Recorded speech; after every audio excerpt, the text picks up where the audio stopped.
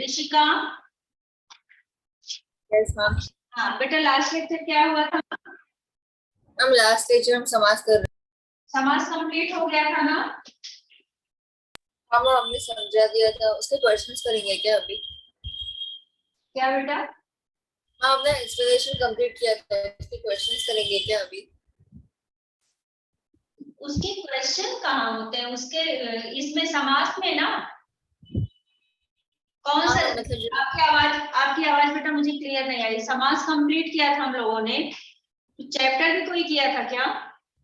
मैं बोल रही समास हमने कंप्लीट किया था, उसके क्वेश्चंस हम प्रैक्टिस करेंगे क्या? और वॉल्यूम से या आधुनिक व्याकरण? ओके, ओरल में थोड़ा सा ऐसा लेते। हाँ ठीक है, ओरल हम लोग थोड़ा सा करेंगे, इसके बाद फिर दूसरा करते हैं। हाँ चलो।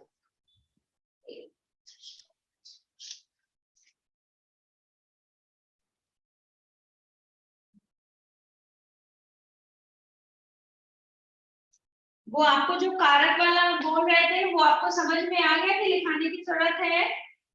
ऋषिका, हम कौन सा? कारक, उसमें कारक है ना, तत्पुरुष समास में कारक था, तो कारक लिखना है क्या आपको? तत्पुरुष समास में होता ना कारक चिन्हों का लोप होता है, तो आपने बोला था। हम लिख लेते हैं क्योंकि वैसा आएगा एग्जाम में, मेरी मैम ने बोला। अच्छा ऐसा आएगा क्या? ठीक है, तो लिख लो। कर्ता ने कर्म को, ये वाला रहेगा। कारक कैसे पहचानते हैं? तो कारक के बारे में हम लोग थोड़ा सा लिखते हैं कि कारक क्या है। कारक का अर्थ है, मैं कारक का बता दे रहा हूँ, उसके बाद उसके जो डिवाइड किए जाते हैं वो आपको बताऊंगी। इसका अर्थ पहले समझ लीजिए। कारक का अर्थ है क्रिया को करने वाला, काम को, किसी भी काम को करने वाला, वो कारक कहलाता है। कारक संक्षेप में कारक संज्ञा आदि शब्दों को क्रिया के साथ किसी ना किसी भूमिका में जोड़ता है, जोड़ने का कार्य करता है। दूसरे शब्दों में संज्ञा या सर्वनाम की क्रिया के साथ भूमिका निश्चित करने वाले कारक कहलाते हैं। मतलब संज्ञा और सर्वनाम के साथ वो एक दूसरे को रिलेट करते हैं, वो कारक कहलाते हैं। कारक के प्रकार होते हैं जो कि आपको अभी मैं लिखाऊंगी। हिंदी में मुख्य रूप से कारक 6 प्रकार के होते हैं। प्रायः इन कारकों के चिन्ह साथ लगते हैं। इन चिन्हों को परसर्ग या विभक्ति कहा जाता है। कुछ स्थलों पर विभक्ति चिन्ह नहीं लगते, ठीक है। बाकी का ये आप लिख लो। कारक के भेद, कारक के प्रकार या भेद। मैम मतलब उनका मेन रोल क्या होता है? वो बीच में आके शब्दों को जोड़ते हैं? हाँ, मेन इसका है जो दो शब्दों को, संज्ञा या सर्वनाम को किसी शब्द मतलब आपस में जो जोड़ते हैं उसको हम कारक कहते हैं, ठीक है। कारक के भेद, भेद या प्रकार एक ही चीज है, ठीक है। अब इसका नंबर 1 है, पहले आप लिखो कारक, एक कॉलम बनाएंगे, दूसरा लिखेंगे कार्य, कि ये क्या कार्य करते हैं, और फिर तीसरा लिखेंगे विभक्तियां, विभक्तियां,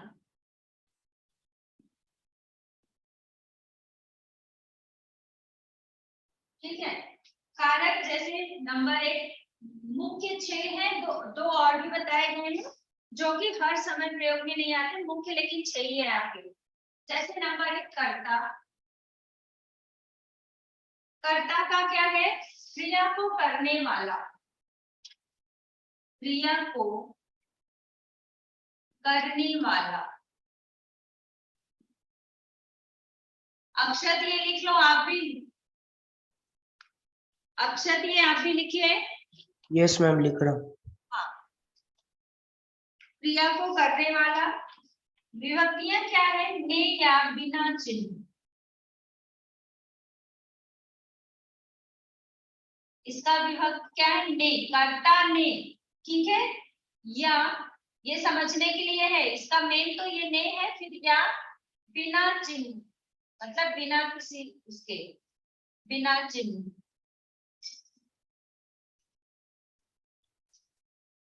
फिर है कर्म, कर्ता कर्म, दूसरा कर्म, कर्म को आता है।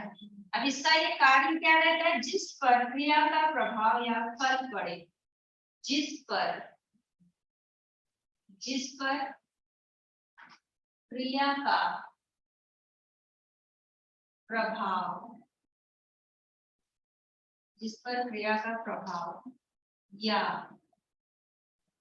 फल, फल मतलब उसका क्या हुआ, करने का, वो क्रिया को करने का क्या हुआ फल, फल पड़े।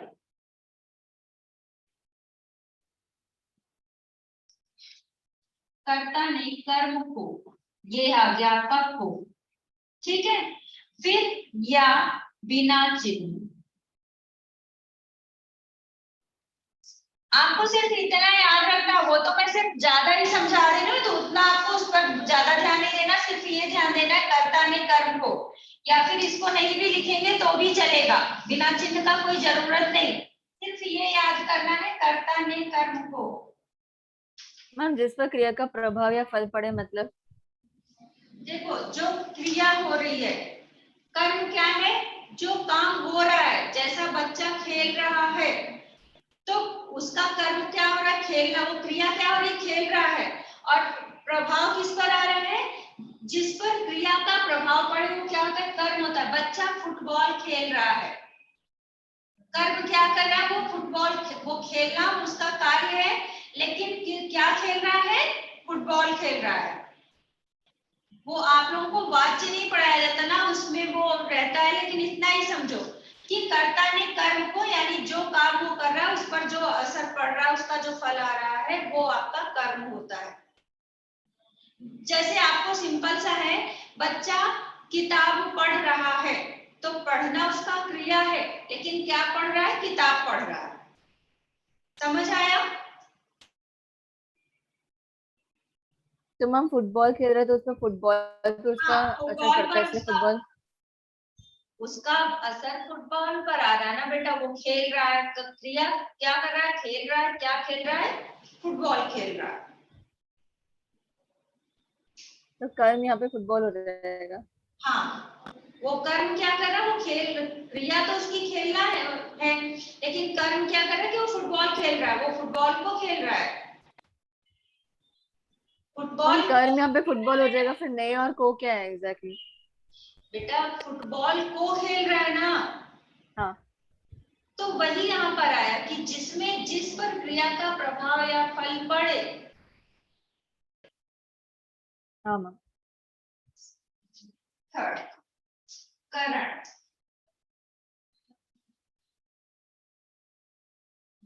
जिस साधन से क्रिया हो, ये यहाँ पर थोड़ा नीचे नीचे करना पड़ेगा, वो सामने आ रहा है। तीसरा, करण,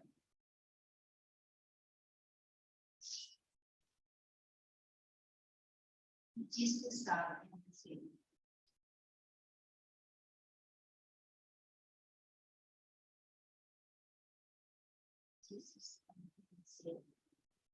क्रिया हो, जिस साधन से क्रिया हो। अब यहाँ पर क्या आएगा, कारण, जिस साधन से क्रिया हो, जैसे से, के द्वारा,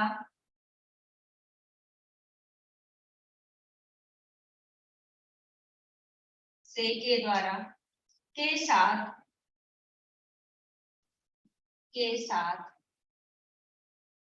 के कारण,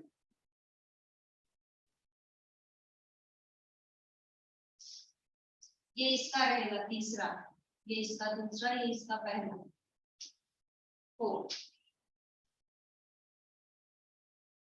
संप्रदान, कारण फिर संकर्ता कर्म, संप्रदान, संप्रदान, संप्रदान में जिसके लिए क्रिया की गई हो। तो ये ना ऑनलाइन में हाँ, यहाँ पे अटेंडेंस शीट लगा, हाँ हो गया, तो ये जिसके लिए, जिसके लिए क्रिया, जिसके लिए क्रिया की गई हो,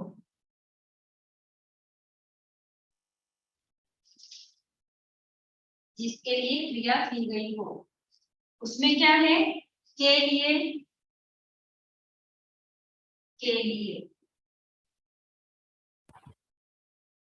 ओ,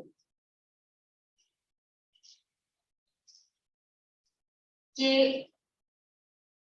वास्ते, ऐसा कोई शब्द आता है तो वो इसमें आएगा आपका संप्रदान में, के लिए, को, के वास्ते, मतलब उनके लिए, उनके वास्ते। आदित्य, आदित्य, हाँ, भूल गए थे बेटा लेक्चर क्या? मैम थोड़ा कनेक्ट होने में प्रॉब्लम्स हो रहे थे मैम, अपडेट हो रहा था उसमें।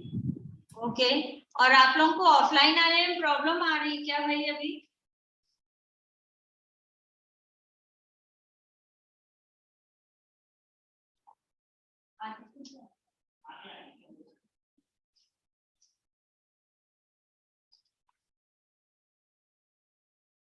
ठीक है, फिर अपादान नंबर 5 के लिए नंबर 5 अपादान।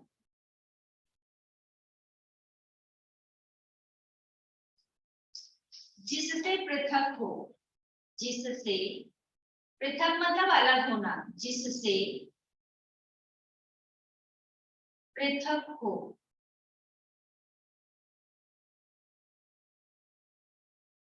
जैसे पत्ते पेड़ से गिर रहे हैं, तो यहाँ पर क्या रहेगा, ये अपादान का आपका आएगा, अपादान कारक, पत्ते पेड़ से गिर रहे हैं, वो उससे अलग हो रहे हैं, तो यहाँ पर है जिससे पृथक हो, से,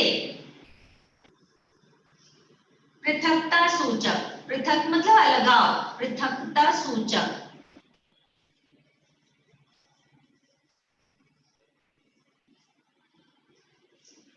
छठा है अधिकरण।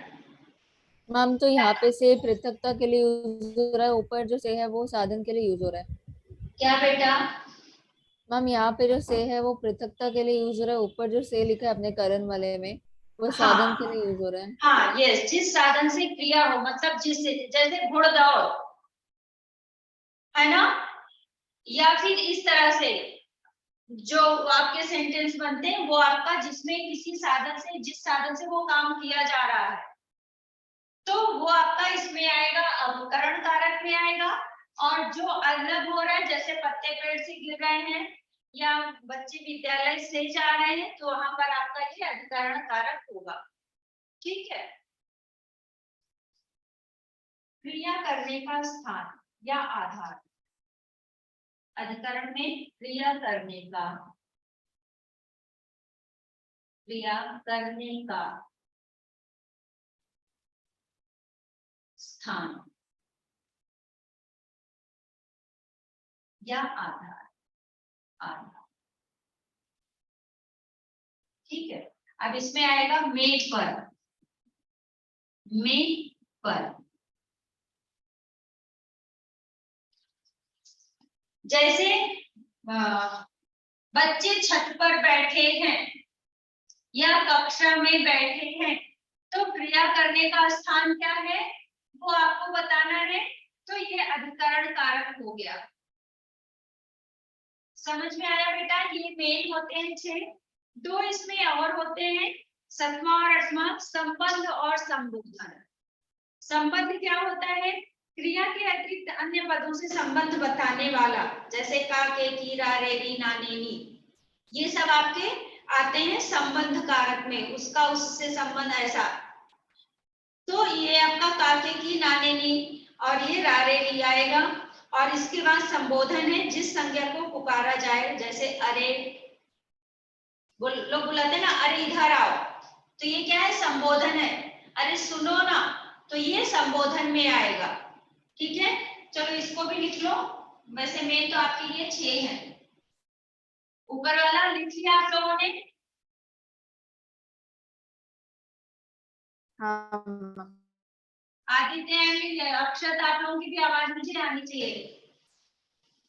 लिख लिया, लिख लिया। हाँ मैम लिख लिया। मैम वो लास्ट वाला जो आपने बोला ना, क्रिया करने का स्थान या आधार, वो समझा नहीं। क्या बेटा? क्रिया क्या? क्रिया करने का स्थान या आधार। हाँ, तो ये अधिकरण है ना बेटा, अधिकरण में क्रिया करने का स्थान या आधार। मतलब जिसके द्वारा क्रिया की जा रही है, जिस जगह पर क्रिया की जा रही है। जैसे बच्चे कक्षा में पढ़ते हैं, तो ये कौन सा कारक हो गया, इसमें ये में कौन सा है, अधिकरण कारक है, ठीक है।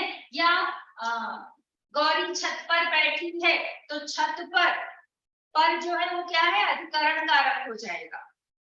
तो इससे वो स्थान से पता चलता है कि कौन सा कारक है, ठीक है।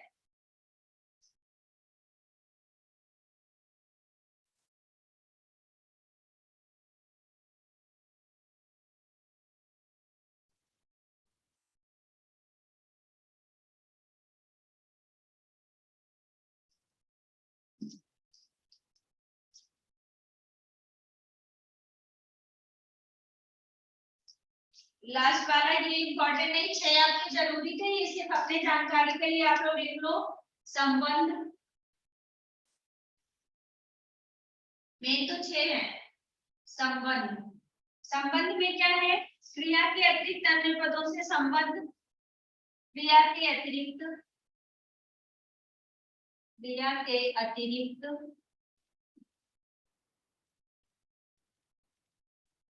अन्य पदों से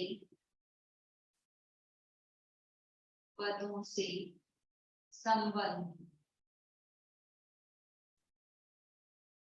इसमें क्या आएगा, का के की बताने वाला, अतिरिक्त अन्य संबंध बताने वाला।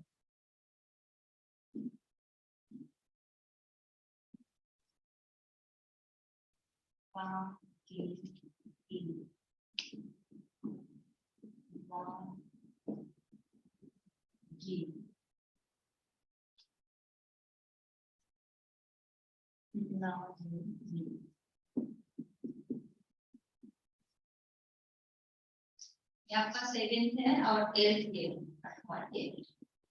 8वां है संबोधन। संबोधन मतलब आप लोगों को मैंने पत्र लिखाया है कि नहीं अभी, आप लोगों को, हाँ पत्र हुआ है कि नहीं बेटा, नहीं।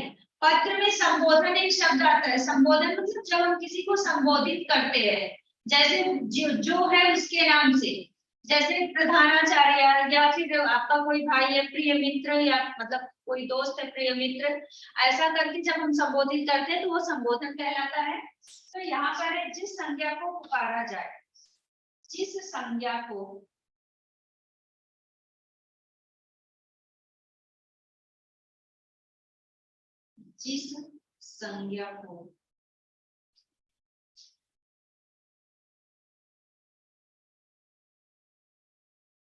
पुकारा जाए, जिस संज्ञा को पुकारा जाए।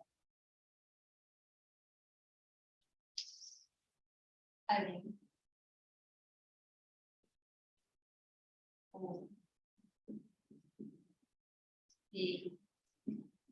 अरे, इस तरह से लोग बोलते हैं ना, अरे सुनो ना, हे सुनो ना, ऐसा करके जो ऐसा बुलाते हैं, संबोधन करते हैं, वो इसमें बुलाया जाता है। ए मित्र सुनो, ऐसा करके तो वो संबोधन में आपका आता है। मैम ये रा रे री ना ने नी क्या है? क्या बेटा? मैम ये काके की तो ठीक है, लेकिन ये आगे जो आपने रा रे री ना ये क्या लिखा है, वो क्या है? ये बेटा किसी भी वाक्य में जब ना ये बनाया जाता है, जैसा मान लो संबंध है किसी का कि उन्होंने मेरे साथ ऐसा किया, जैसे एक सेकंड रुको, मैं सेंटेंस कोई बताती हूँ आपको।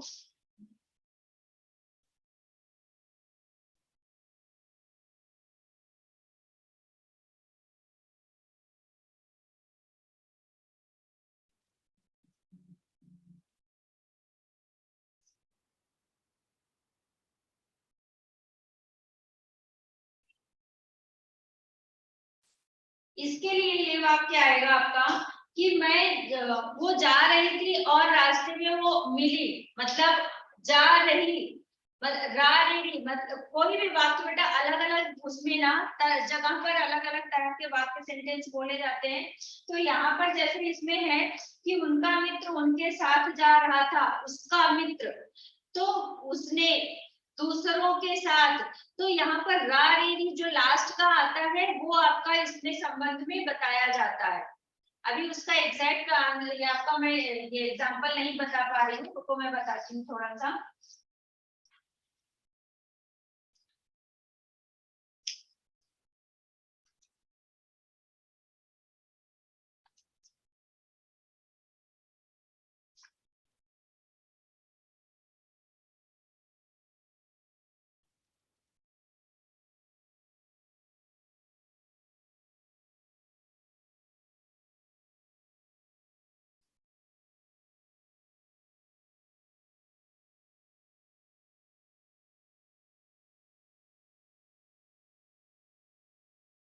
ये इसका एक सेंटेंस सुनो।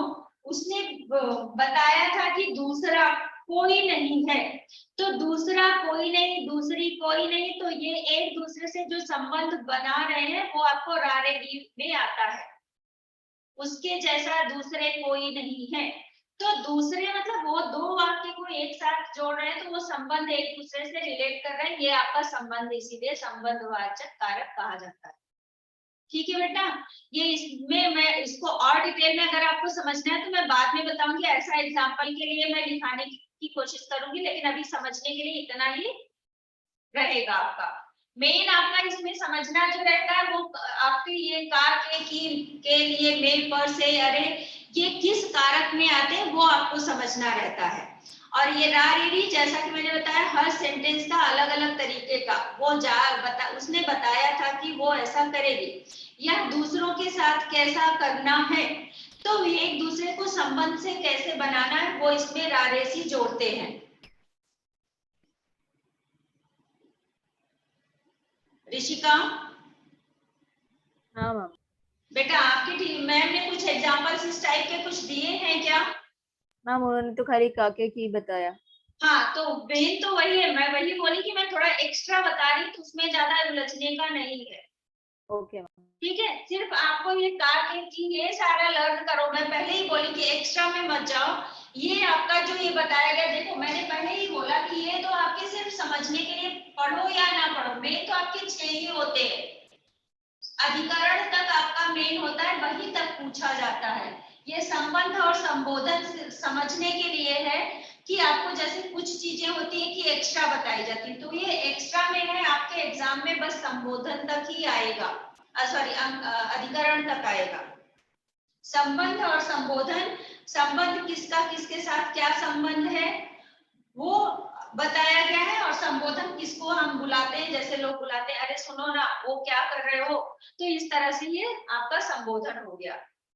अरे मित्र सुनो, इस तरह से वो संबोधन में आएगा। बाकी मेन आपके ये 6 ही हैं, अधिकरण तक उतना ही पढ़ो। ठीक है, लिख लिया आप हाँ लोगों ने? मैम। मैम हाँ। वो एक बार वो जो पूरा स्टेटमेंट होता है वो आप बता सकते हो, कर्ता ने कर्म को कर्म से आगे क्या? कर्ता ने कर्म को करण से के द्वारा, ये आपका लिखा था ना बेटा, अच्छा वो मैंने रख दिया, से के द्वारा, के साथ, के कारण, ये सब इसमें है। तो कर्ता जैसे आपको उस दिन समास कराया गया था, समास में ये किस समास में आया था? तत्पुरुष समास में आया था ना? क्यों बेटा? ये तत्पुरुष समास में ही कारक चिन्हों का था ना बेटा? तो उसमें जैसे शोक में मग्न, अब शोक में मग्न ये आपका किस समास में आ रहा है? अधिकरण में आ रहा है ना? हाँ मैम। हाँ, उसके बाद फिर ये आपका आ रहा है, एक हो गया रथ चालक, रथ को चलाने वाला, जिसमें क्रिया को करने वाला। ठीक है, तो क्रिया जिस पर क्रिया का प्रभाव या फल पड़े, ये आपका आ गया रथ को चलाने वाला।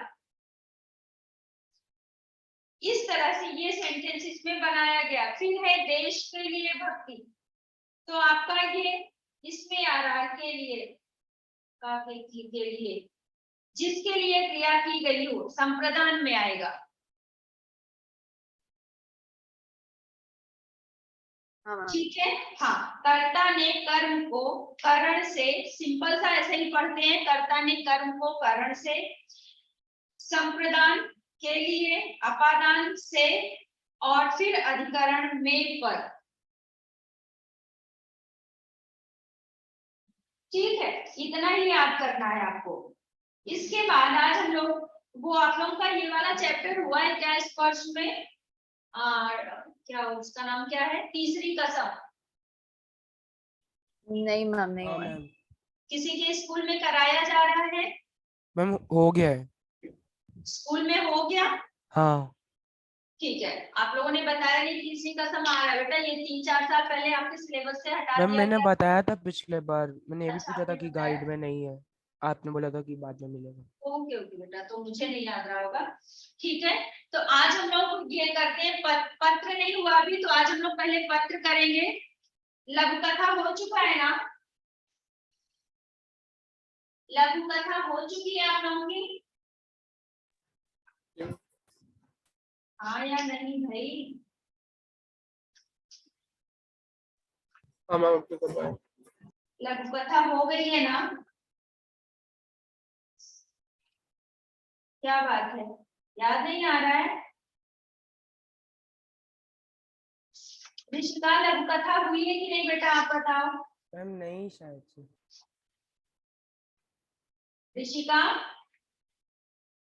मैम वो आपने कुछ लिखवाया था ना, स्टोरी का सैंपल, हाँ चतुर हाँ, अर्जुन। तो फिर वही है हाँ हाँ, वही है लघु कथा बेटा, वो हाँ स्टोरी वो हुआ है। हाँ हुआ है, हुआ है। हुआ है ना? हाँ, लघु कथा हो गई है। इसके बाद आज हम लोग पत्र करेंगे। पत्र के बाद एक सेकंड, मेरे पास भी लिखा होगा मैंने क्या कराया आप लोगों को। अपठित गद्यांश भी नहीं हुआ है ना?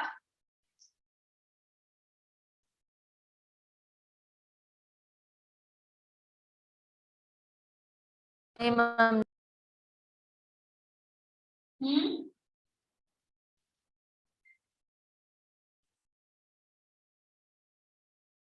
नहीं मैम, अपडेट गद्यांश नहीं हुआ है। हाँ, अपठित गद्यांश में थोड़ा सा हम लोग पहले डिस्कस कर लें, उसके बाद मैं आप लोगों को होमवर्क में दूंगी।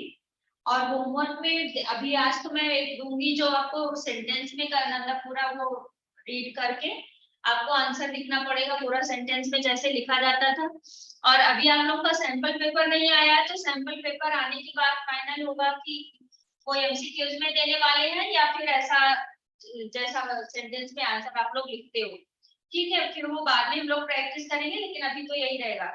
आप लोगों ने अपठित का शुरू पहले से भी किया है, तो अपठित मतलब अनसीन पैसेज जो कि पहले से पढ़ा हुआ ना हो, तो वो कहीं से कुछ भी दे देते हैं। शायद वो आप कहीं से पहले उसके पहले स्टोरी में पढ़े होंगे या कहीं से आपने वो कहानी सुनी होगी, उस तरह के भी कभी कभी अनसीन पैसेज आ जाते हैं।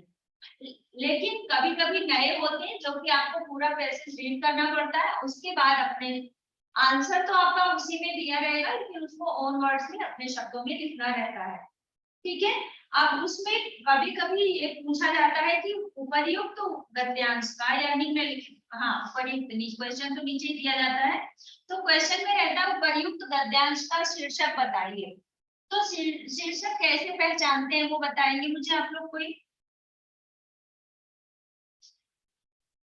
शीर्षक कैसे पहचानते हैं? वो गद्यांश के जिसके बारे में उस वो होता है शीर्षक। हाँ, गद्यांश में जिस चीज के विषय में ज्यादा बताया गया है वही उसका शीर्षक होता है। जैसा कि आपका कोई भी चैप्टर आप रीड करते हो, तो उसका जो शीर्षक होता है, पाठ का जो नाम होता है, उसको पढ़ने से ही समझ में आता है कि इस पाठ में क्या किस चीज के बारे में बताया गया है। और पाठ पढ़ते हैं तो आपको समझ में आ जाता है कि हाँ पूरी स्टोरी इसी पर बेस्ड थी, इससे इसका शीर्षक ये रखा गया। तो उसी तरह से अपठित गद्यांश का शीर्षक आपको समझ में आता है पूरा पैसेज पढ़ने के बाद कि वो किस चीज पर किसके लिए लिखा गया है या किस विषय में लिखा गया है, वही उसका शीर्षक होता है। ये आपका जब सब्जेक्टिव क्वेश्चंस पूछे जाते हैं तो उसमें शीर्षक पूछा जाता है, या ऑब्जेक्टिव में वो पूछेंगे तो भी वो शीर्षक पूछा जा सकता है। ठीक है, तो ये आप ध्यान में रखिएगा। इसके बाद अपठित का है कि अपने शब्दों में लिखना है, जो पूछा जाए उसको सही से लिखना है। और मेन आपका कैसे आप उसको लिखेंगे, पहले आप क्वेश्चन पढ़ लो। सबका अलग अलग होता है, कुछ बच्चे क्या पहले पैसेज को पढ़ते हैं उसके बाद क्वेश्चन पढ़ते हैं, उनको समझ में आ जाता है कि हाँ मैंने ये कहाँ पढ़ा था। कुछ बच्चे क्या करते हैं पहले क्वेश्चन पढ़ते हैं, फिर जब वो पैसेज पढ़ने लगते हैं तो उनको जहां पर वो मिलता है वहां पर वो पेंसिल से लाइट टिक कर लेते हैं या फिर वो ध्यान में रखते हैं कि हाँ यहाँ पर इस क्वेश्चन का आंसर है और फिर लिखने के टाइम लिखते हैं। ये उसका तरीका होता है। ठीक है, तो अपठित गद्यांश में बेटा एक में आप लोग टिक लगा लो, ये आपको होमवर्क में करना है। और ये ऋषिका आपने बेटा जो पिछली बार कुछ पूछा था वो मुझे टाइम नहीं मिला इसलिए मैं उसको कर नहीं पाई। एक्चुअली इतना वो हो जाता है ना बेटा कि टाइम का थोड़ा मुश्किल हो गया था। ये वाले में टिक लगाओ आप लोग, अनसीन इसमें अनसीन पैसेज में अपठित गद्यांश में, जो कि होमवर्क में करना है।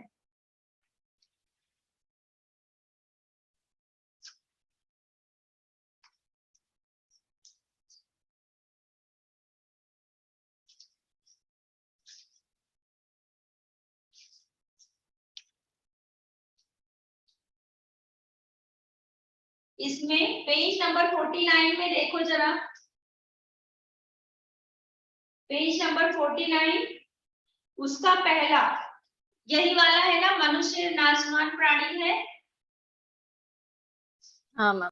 वॉल्यूम 2 में मनुष्य नाशवान प्राणी है, ये वाले का क्वेश्चन आंसर आपको करना है।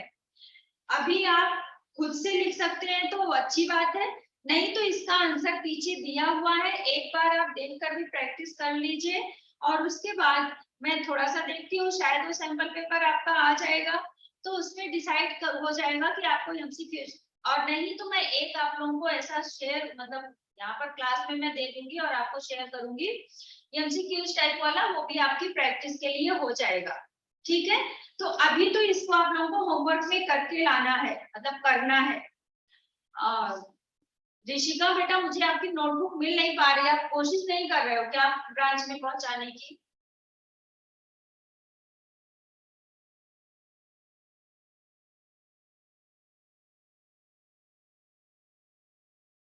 टिक लगा लिया आप लोगों ने होमवर्क में? आदित्य एंड ये अक्षत आप लोग भी? Yes ma'am. हाँ ऋषिका आपने लगाया? ऋषिका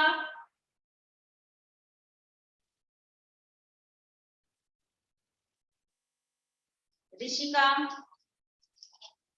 हेलो, यस मैम मैंने लगाया है। हाँ ठीक है, चलो अभी इसके बाद ये आपको होमवर्क में दे दिया, एक मैं बाद में कराऊंगी, उसके लिए मैंने बोल दिया बेटा आपको। अब ये हम लोग करेंगे पत्र। अब पत्र कितने प्रकार के होते हैं वो बताओ? 2। मेन हाँ हाँ बोलिए, अरे आप लोग भी बोलो भाई। आदित्य मेन 2 रहते हैं, औपचारिक हाँ अनौपचारिक। हाँ, पत्र 2 प्रकार के होते हैं, एक होता है औपचारिक, दूसरा होता है अनौपचारिक। अनौपचारिक पत्र आप लोगों ने 9th में किया ना? किया ना हाँ नहीं? हाँ वो ऑनलाइन में किया लेकिन किया। अभी 10th में हम लोग क्या करने वाले हैं? औपचारिक पत्र। औपचारिक पत्र किसे कहते हैं? ऑफिशियल लेटर को, फॉर्मल लेटर को, जो कि किसी अधिकारी को दिया जाता है। सबसे पहले तो आप अपने प्रधानाचार्य को देंगे, प्रधानाचार्य मतलब प्रिंसिपल को देंगे। उसके बाद किसी भी अधिकारी को, चाहे वो जिलाधिकारी हो, चाहे वो नगर पालिका अध्यक्ष हो, चाहे वो समाचार संपादक हो, रेल अधिकारी हो, इस तरह के जो पत्र लिखे जाते हैं वो हमारे औपचारिक पत्र कहलाते हैं। ठीक है, औपचारिक पत्र में ध्यान देने की क्या चीज है कि उसमें सब्जेक्ट जरूर लिखते हैं। अनौपचारिक पत्र में सब्जेक्ट नहीं लिखा जाता, लेकिन औपचारिक पत्र में सब्जेक्ट लिखा जाता। सब्जेक्ट मतलब विषय, जिस विषय में जिस चीज के लिए आप वो पत्र लिख रहे हैं। ठीक है, दूसरी चीज है कि आप उसमें अपना नाम कहीं नहीं लिखेंगे, ना अपना एड्रेस लिखेंगे। कभी कभी क्वेश्चन में ही एड्रेस और नेम दिया रहता है कि इस नाम से इनको पत्र लिखो, है ना, यहाँ के अधिकारी को पत्र लिखो, या कभी कभी ऐसा दिया रहता है, कभी कभी सिंपल सा दिया रहता है कि आप एक पत्र जिलाधिकारी के नाम लिखिए, जो आपके शहर में ये प्रॉब्लम्स है, मतलब आपके उसमें, और उनको पत्र लिखिए। या फिर आता है कि आपके आसपास बहुत ज्यादा गंदगी है, उसके लिए नगर पालिका अध्यक्ष को पत्र लिखिए। या फिर आता है कि आप रेल में ट्रेवल कर रहे हैं, यात्रा कर रहे थे और आपके साथ किसी वो रेल के कर्मचारी ने दुर्व्यवहार किया, गलत बर्ताव किया उसके लिए रेल अधिकारी को पत्र लिखो। ऐसे पत्र आते हैं कि नहीं? एक भी टेस्ट आप लोगों ने स्कूल का दिया, हाँ मैम। उसमें ऐसे पत्र आए क्या? याद नहीं। याद नहीं? किसी को याद है? अक्षता हो, आदित्य आपको याद है स्कूल में कोई टेस्ट मैम हुआ उसमें इस पत्र? बार जो दिया था उसमें प्रधानाचार्य को पत्र देने को आया अच्छा, था। प्रधानाचार्य का था। हाँ, ठीक कुछ है, इवेंट ऑर्गेनाइज करना था तो उसके लिए आया था। हाँ ठीक है। तो इस तरह से प्रधानाचार्य, हाँ प्रधानाचार्य को भी जो पत्र दिया जाता है, एक तो पत्र ज्यादातर बेटा प्रधानाचार्य का एक आता ही है, बाकी तो एक जैसे ये जितनी चीजें बताई गई उनसे भी आता है। तो प्रधानाचार्य का आता है, प्रधानाचार्य को। हाँ मैम PA2 में हमें सूचना लेखन आ रहा है ओके, सूचना कब है अभी वो? अभी। वो मैम 2 मिनट देख के बताता हूँ। नहीं अभी नेक्स्ट ये अपना जो लेक्चर होगा उसके पहले तो नहीं है ना? नहीं नहीं। हाँ तो ठीक है, नेक्स्ट में मुझे याद, मैं करा दूंगी आपको सूचना, ठीक है? या फिर ठीक आज है। ही करा दूंगी, अगर रहेगा तो इसके बाद में पत्र के बाद टाइम रहा तो मैं करा दूंगी। उसके बाद आपका प्रधानाचार्य को कितने तरह के पत्र आप लिख सकते हो? एक तो सबसे सरल जो छोटी क्लासेस से भी करते आ रहे हैं उसमें है छुट्टी के लिए, अवकाश के लिए अवकाश। प्रार्थना पत्र, है ना? दूसरा है आपको सब्जेक्ट चेंज करना है, आपने कोई सब्जेक्ट लिया था वो नहीं पसंद आ रहा है तो दूसरा करना है, तो उसके लिए सब्जेक्ट चेंज करने का। एक और होता है कि आपकी लाइब्रेरी में पुस्तकें नहीं है, किताब नहीं है कोई तो, और आपको वो प्रधानाचार्य को पत्र लिखकर बोलना है, प्रार्थना पत्र लिखकर बोलना है कि लाइब्रेरी में ये किताब नहीं है, प्लीज कृपया मंगवाने की कृपा करें। या फिर आपके स्कूल का जो ये है लैब है प्रैक्टिकल, तो उसमें उसको नया बनाने के लिए, उसको आधुनिक, एक क्वेश्चन है कि अपने स्कूल के प्रयोगशाला, लैब को क्या प्रयोगशाला बोलते हैं ना, अपने विद्यालय की प्रयोगशाला को अत्याधुनिक बनवाने के लिए प्रधानाचार्य को प्रार्थना पत्र लिखिए। अत्याधुनिक मतलब अभी के समय के हिसाब से उसमें हर चीज लाई जाए जो कि बहुत पुरानी हो गई, खराब हो गई है, तो उसमें नई नई चीजें लाने के लिए प्रधानाचार्य को प्रार्थना पत्र लिखना। और एक होता है कि आप प्रधानाचार्य से रिक्वेस्ट करिए, मतलब ऐसा उनको पत्र लिखिए कि मैं फीस नहीं दे पा रहा हूँ उसके लिए, मतलब मेरे पेरेंट नहीं कर दे पा रहे हैं, तो आप मुझे ये क्या स्कॉलरशिप को हिंदी में क्या बोलते हैं बताइए?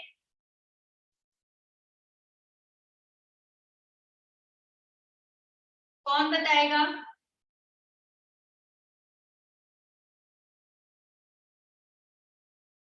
स्कॉलरशिप को हिंदी में क्या बोलते हैं?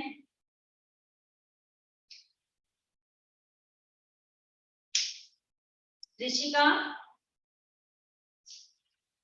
मैम मुझे नहीं पता। आप लोगों को किसी को पता है? मैम विद्यालय संबंधी। स्कॉलरशिप को हिंदी में क्या बोलते हैं बेटा?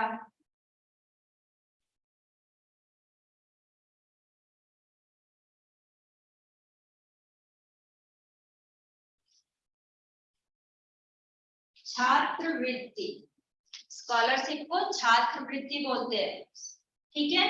कि पढ़ाई में अच्छा हूँ, आपके विद्यालय में पढ़ता हूँ, मेरे पेरेंट की मतलब मेरे फादर की इतनी इनकम नहीं है कि वो हम लोग को पढ़ा सकते हैं, हम कई भाई बहन हैं, तो आप अगर थोड़ी हेल्प करेंगे, स्कॉलरशिप दिलाने की कोशिश करेंगे तो मेरी पढ़ाई आगे हो पाएगी, ऐसा उनको प्रार्थना पत्र लिखना है। ये भी दो तरह से पूछा जाता है, एक तो सिंपल सा कि स्कॉलरशिप के लिए यानी उसकी छात्रवृत्ति के लिए प्रार्थना पत्र लिखिए, और एक ऐसा आता है कि छात्रवृत्ति के लिए प्रार्थना पत्र लिखिए और उसमें कारण भी लिखिए कि आपको छात्रवृत्ति क्यों चाहिए, ठीक है? तो वहां पर ये वाली बात आएगी कि हाँ आपके पेरेंट को मतलब फादर की इनकम कम है और कई भाई बहन है तो पढ़ा नहीं पा रहे हैं, ऐसा उसमें लिखने का एक ये भी आता है, इस तरह का पत्र भी आता है, ठीक है? तो चलो एक पत्र हम लोग लिखेंगे। सबसे पहले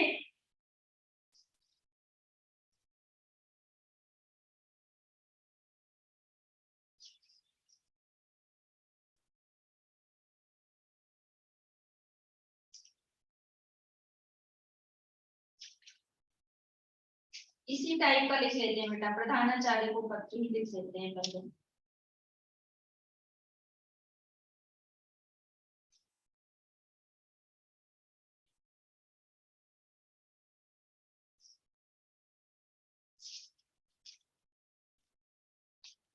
पत्र में सबसे ऊपर क्या लिखा जाता है?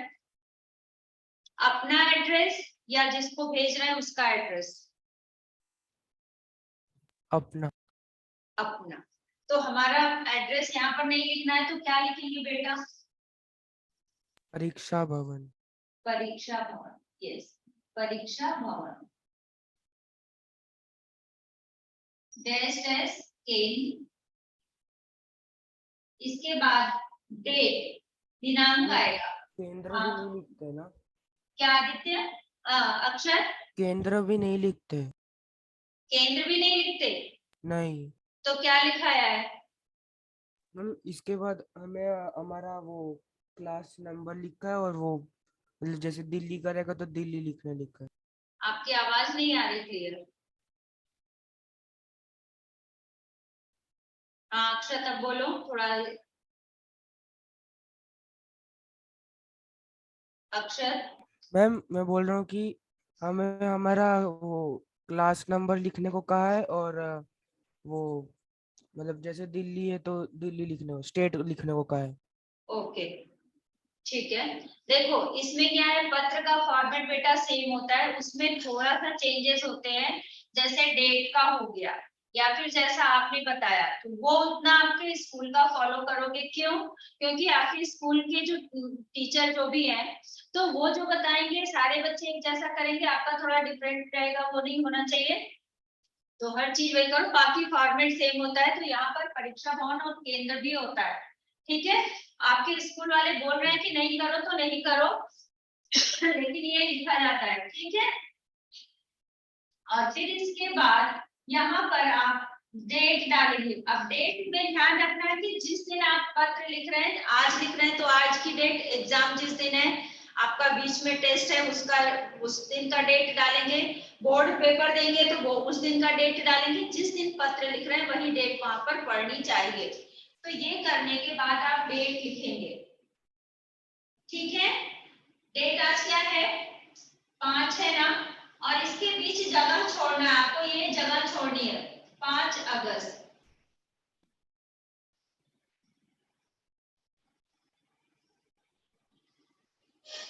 ऋषिका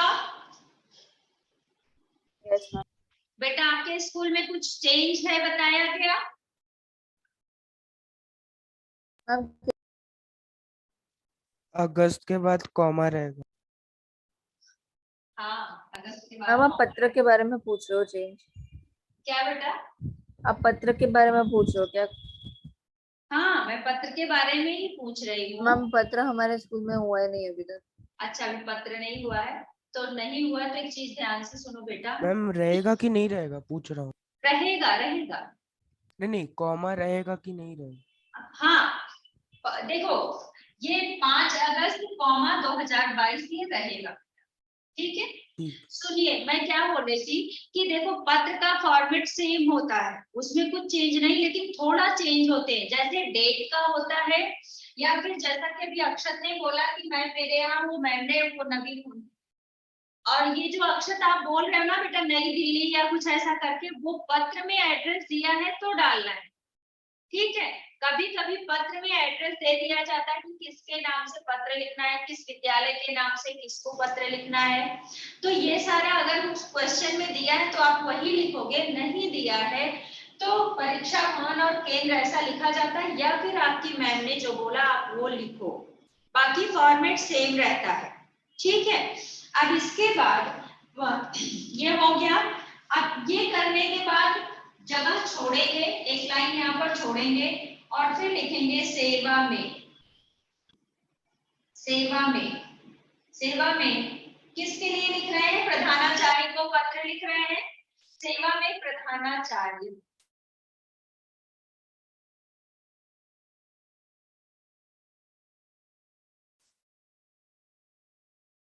कौन सा स्कूल? अपना स्कूल का नाम भी नहीं डालना है तो वो आपके क्वेश्चन में है तो वो डालो, नहीं तो कोई भी स्कूल ऐसा डाल सकते हैं, प्रधानाचार्य।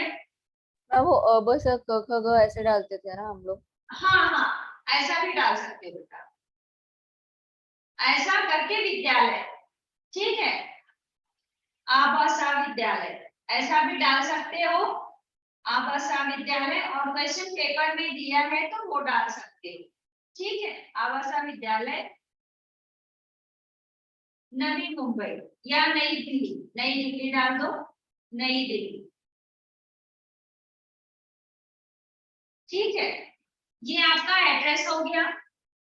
इसके बाद क्या करना है बताइए, इसके बाद क्या करेंगे, फिर अक्षर विषय या, डालेंगे क्या? हाँ बेटा, इसके बाद विषय डालेंगे, फिर विषय के लिए भी नीचे लाइन थोड़ी सी छोड़कर और विषय यहाँ पर लिखेंगे, एक लाइन छोड़ेंगे फिर लिखेंगे विषय। और विषय क्या लिखना है आपको, मैंने किस चीज के लिए बोला है, प्रधानाचार्य को पत्र आपकी छात्रवृत्ति के लिए, ठीक है, तो छात्रवृत्ति के लिए, छात्रवृत्ति के लिए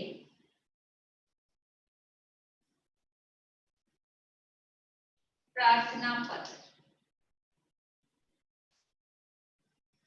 प्रार्थना पत्र,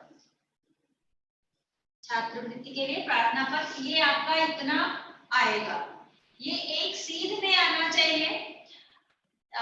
बाकी ये ऐसा ही रहेगा, अगर किसी के स्कूल वाले कुछ चेंज कराते हैं तो आप लोग स्कूल के अकॉर्डिंग ये चेंज कर लेना, बाकी फॉर्मेट सेम रहता है, ठीक है। अब यहाँ इसके बाद हम लोग एक चीज जो ध्यान देने का है कि आप जब आंसर लिख रहे हो, पेपर कर रहे हो, तो किसी भी क्वेश्चन का आंसर अगर पेज पर आ जाता है तो वो पेज से नीचे, ऐसा नहीं कि 2 लाइन में आंसर आया तो चलो इसके नीचे मैं कर लेता हूँ, नहीं, आप नए पेज से, जब भी आप पत्र लिखेंगे नए पेज से शुरू करेंगे, ताकि आपका सामने का ज्यादा से ज्यादा हिस्सा उस पर पहले पेज में आ जाए। लास्ट का थोड़ा सा जाएगा तो चलेगा, लेकिन स्टार्टिंग में मान लो आपने इतना तो फर्स्ट पेज पर या इतना फर्स्ट पेज पर कर दिया और सब्जेक्ट सेकंड पेज पर लिखने चले गए, तो वो पत्र आपका करेक्ट नहीं माना जाता। ये स्कूल में भी बताया गया होगा, क्यों अक्षर? Yes ma'am. अक्षर, हाँ बेटा, हाँ मैम, ये बोला है हाँ, मैम, ये बोला नहीं, है कि वो मतलब ये सब हो जाएगा एक पेज में, और वो थर्ड पैराग्राफ कैसे तैसे सेकंड पेज में लेकर जाना है।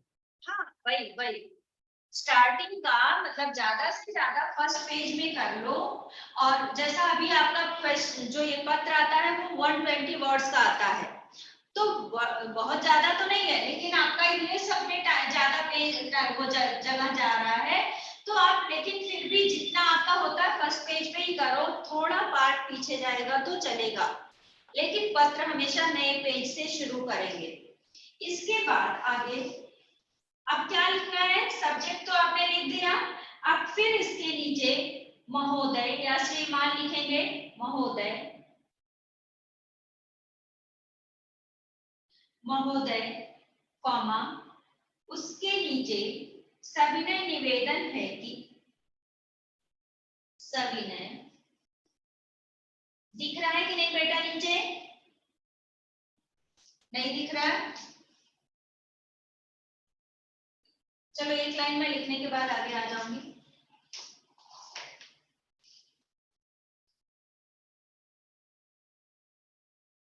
सविनय निवेदन है कि,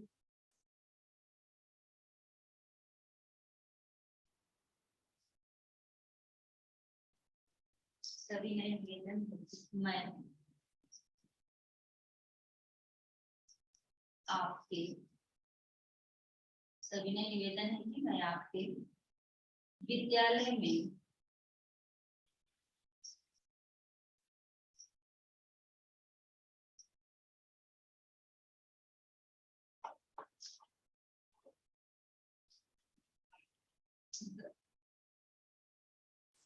दसवीं बा का छात्र हूँ,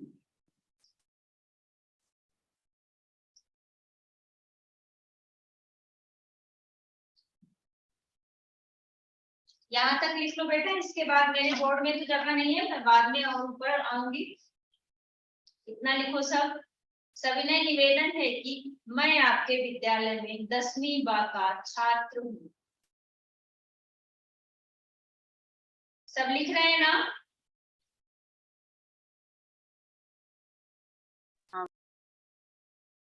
अक्षत एंड आदित्य, आप लोग की हाँ मैम, आवाज। हाँ मैम, लिख रहे हो। हाँ, ठीक है। हो जाएगा तो बताइए बेटा।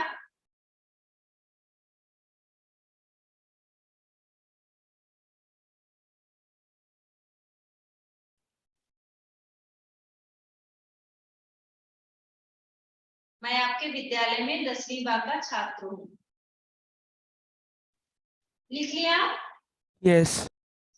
अब हम लोग, आप लोग उसी के नीचे करिए, मेरे में जगह नहीं तो मैं ऊपर आऊंगी अब।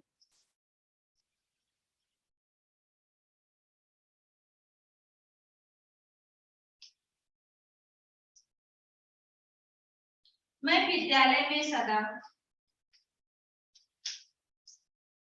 मैं विद्यालय में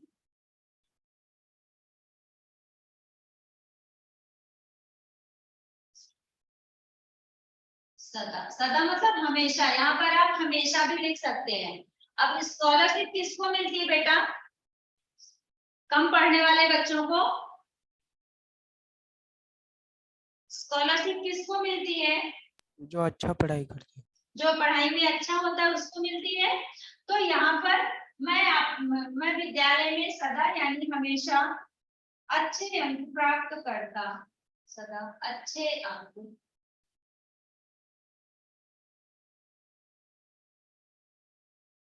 प्राप्त करता रहा हूँ, अच्छे अंक प्राप्त करता रहा हूँ। नवी में, नवी नवी मतलब 9वीं कक्षा में, 9वीं कक्षा में मैं, कक्षा में मैं अपने विद्यालय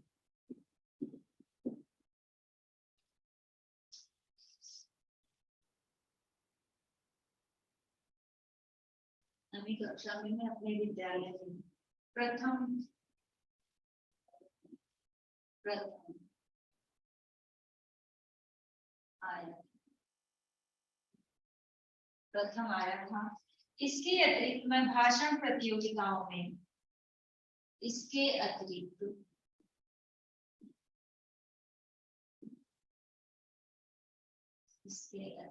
मैं भाषण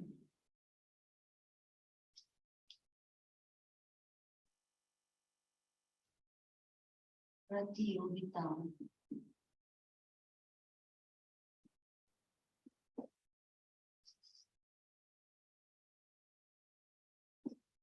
भाषण प्रतियोगिताओं में कई बार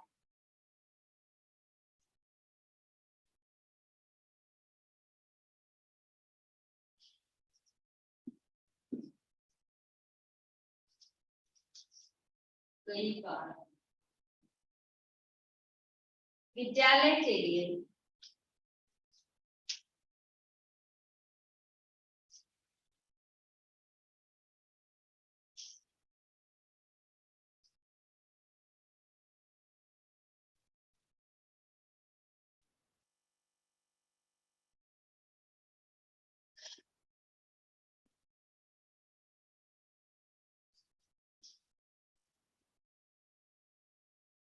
उपहार जीत कर लाया हूं।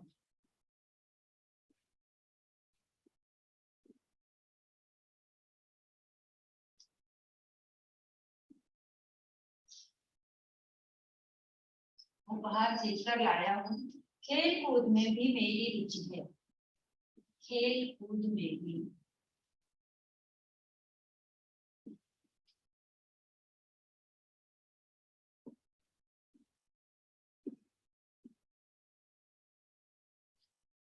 खेल कूद में भी मेरी रुचि है।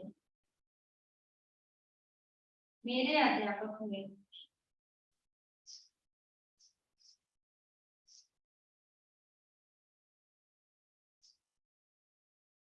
मेरे अध्यापक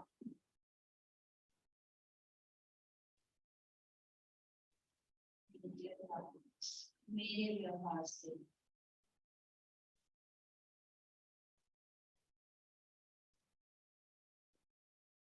संतुष्ट हैं।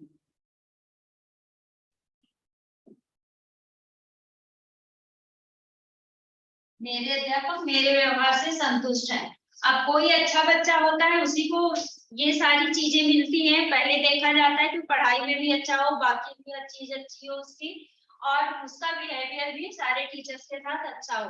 तो इस तरह से वो सारी बातें अपनी बताने के बाद अब बताएंगे, यानी जो बच्चा है वो बताएगा कि उसको छात्रवृत्ति चाहिए और क्या कैसे है, वो सारी बातें पत्र में वो लिखना पड़ता है और वो आपको ऐसे ही लिखना है।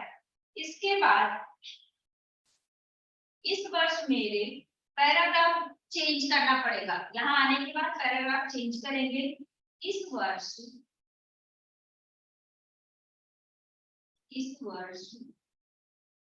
मेरे पिताजी, लाइन नहीं छोड़ना, सिर्फ पैराग्राफ चेंज करना है। इस वर्ष मेरे पिताजी की बीमारी के कारण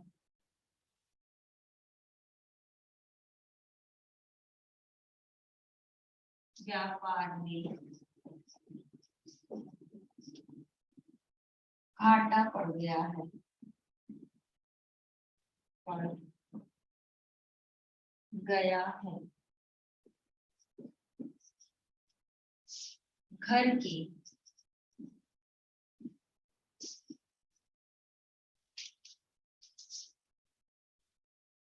आर्थिक स्थिति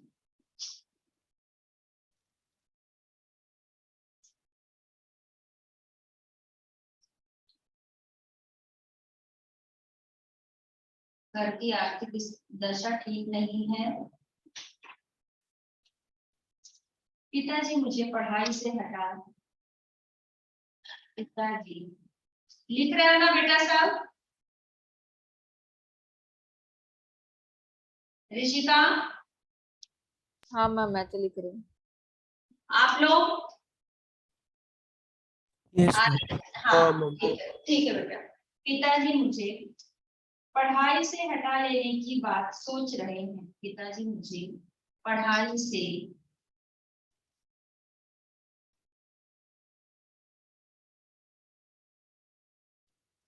हटा लेने की बात सोच रहे हैं।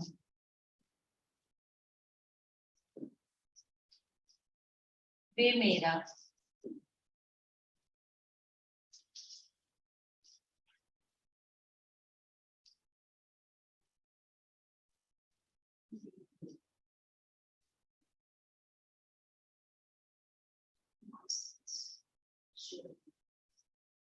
शुल्क मतलब होता है बेटा फीस।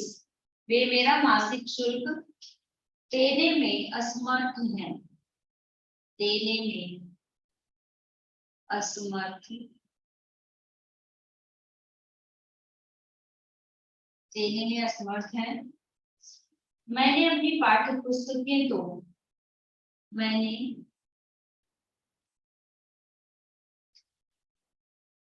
अपनी पाठ्य पुस्तकें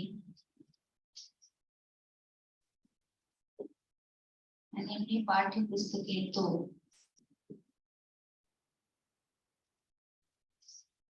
जैसे तैसे खरीद ली है। तो जैसे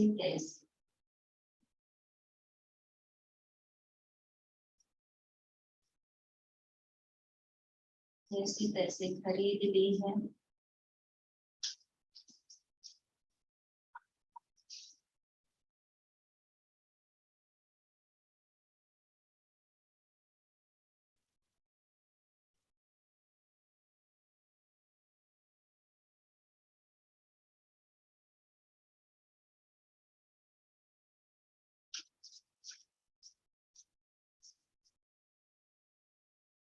शेष व्यय के लिए आपसे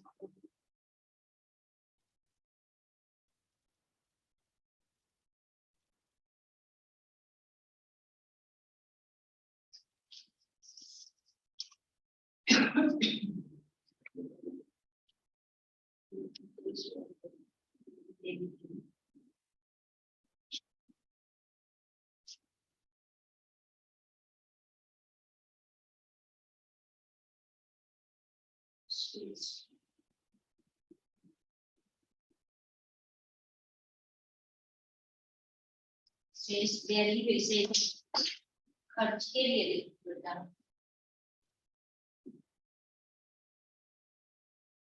खर्च के लिए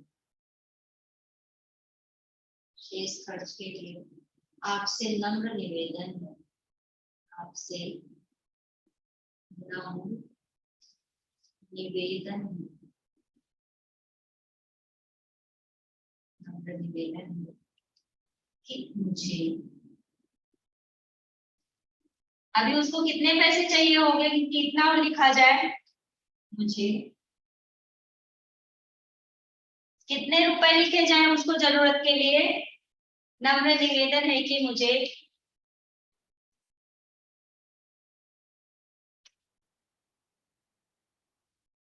1000 लिख देते हैं ना, 1000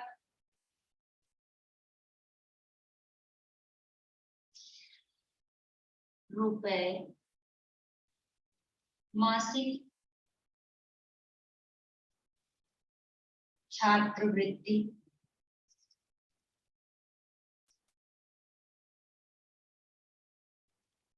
इसको 2 लिख दो, एक क्या छात्रवृत्ति देने की प्रथा करें।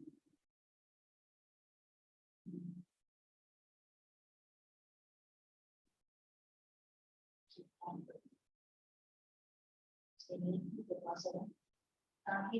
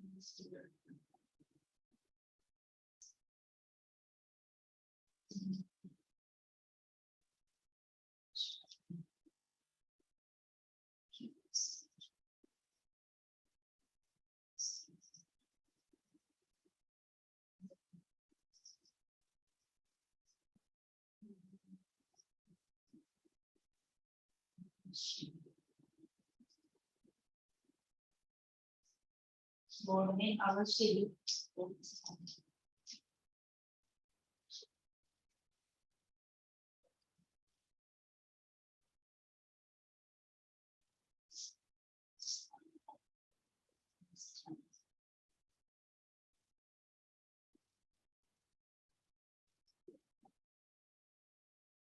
प्रथम स्थान प्राप्त करेंगे। इसके बाद नीचे लिखेंगे धन्यवाद।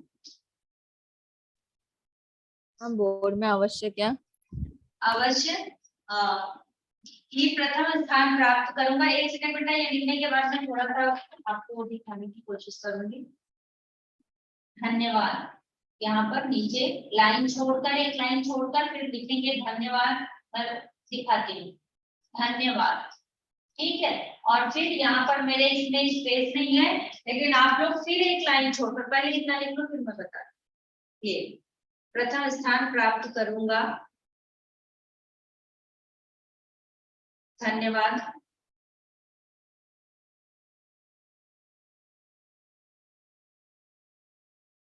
आप लोग भी लिख लीजिएगा, बताइए फिर सब एक साथ।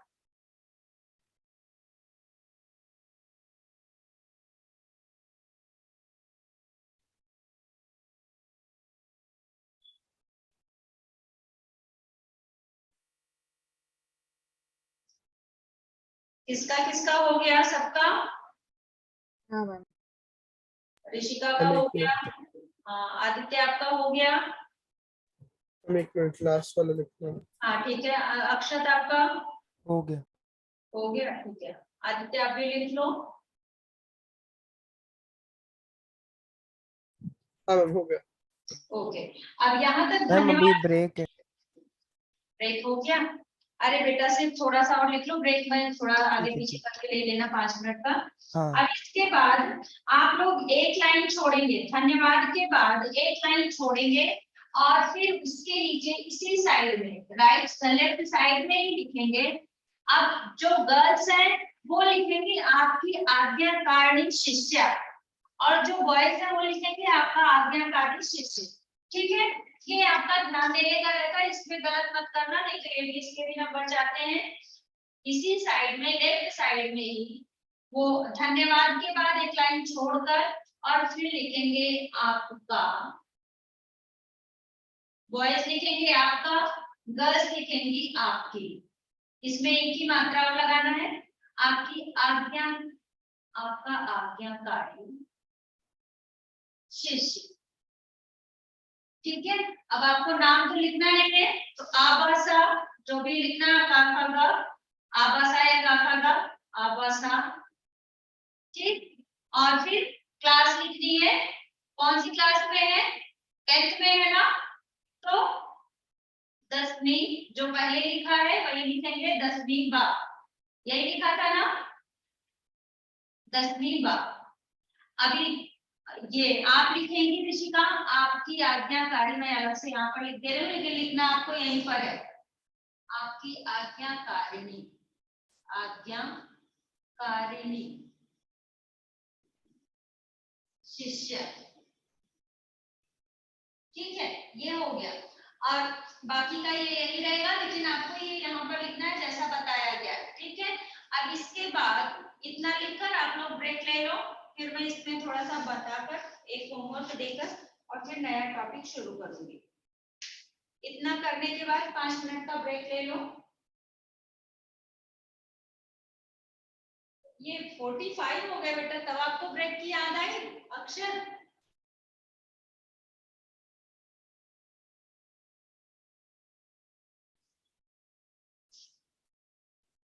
हो रहे हैं, 50 तक ब्रेक ले लो आप लोग, ऋषिका, अक्षर एंड ये आदित्य, ठीक है।